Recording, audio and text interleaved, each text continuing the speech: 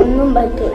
മോള് കഴിയണ്ട, മോള് കഴിഞ്ഞാലും വെച്ചിട്ട് സങ്കടമാവും. ഒന്നും ഉണ്ടാവില്ല കേട്ടോ ഉമ്മക്ക്, ഒന്നും ഉണ്ടാവില്ല. മോളെ ഉമ്മക്ക് പൈസ കിട്ടൂ, ചികിത്സ നടക്കൂ. മോളെ കൂട്ടുകാരികളുടെ ഉമ്മമാര് സ്കൂളിൽ വരുന്നത് പോലെ മോളെ ഉമ്മയും മോളെ കൈപിടിച്ച് സ്കൂളിലേക്ക് വരും കേട്ടോ. സങ്കടപ്പെടണ്ട. ഒരുപാട് ജീവിത സ്വപ്നങ്ങളുമായി നമ്മളെല്ലാരെയും പോലെ എല്ലാ കാര്യങ്ങളും സ്വയം ചെയ്ത് ജീവിച്ച 29 വയസ്സ് മാത്രം പ്രായമുള്ള ഫാത്തിമത്തുൽ സുഹറ എന്ന് പറയുന്ന കൊച്ചു സഹോദരി പെട്ടെന്നാണ് ശരീരത്തിന്റെ ഓരോ ഭാഗങ്ങളും പാരലൈസിസ് സംഭവിച്ചുകൊണ്ട് നിലവിൽ വീൽ ചെയറിൽ നിന്ന്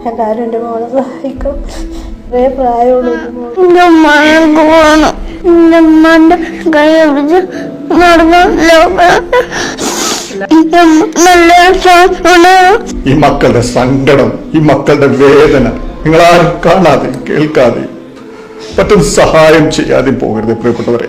അവരുടെ ഉമ്മക്ക് വേണ്ടിയാണ്, അവരുടെ ഉമ്മയെ ജീവിതത്തിലേക്ക് തിരിച്ചു കൊണ്ടുവരാൻ വേണ്ടിയാണ്, അവരുടെ ഉമ്മ പഴയതുപോലെ എഴുന്നേറ്റ് നടക്കാൻ കാണാൻ ആഗ്രഹമുണ്ടെന്ന് പറഞ്ഞാണ് ഈ കൊച്ചു മക്കൾ നിങ്ങളുടെ മുന്നിലേക്ക് സഹായം അഭ്യർത്ഥിച്ചിട്ട് വന്നിട്ടുള്ളത്.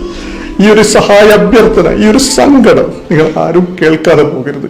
വളരെ വേദനാർഹമായ, വളരെ സങ്കടാർഹമായ ഒരു സാഹചര്യമാണ്. അത്രയും ഗുരുതരാവസ്ഥ ആയതുകൊണ്ടാണ് കണ്ണൂരിൽ നിന്ന് മലപ്പുറം ജില്ലയിലേക്ക് വന്ന് ഈ ഒരു സങ്കടം നിങ്ങളുടെ മുന്നിലേക്ക് എത്തിക്കാൻ ഞാൻ ഇത്രയും ദൂരം സഞ്ചരിച്ചെത്തിയിട്ടുള്ളത്. ഈ ഒരു സഹായ അഭ്യർത്ഥന നിങ്ങൾ ആരും കാണാതെയും കേൾക്കാതെയും പോകരുത്.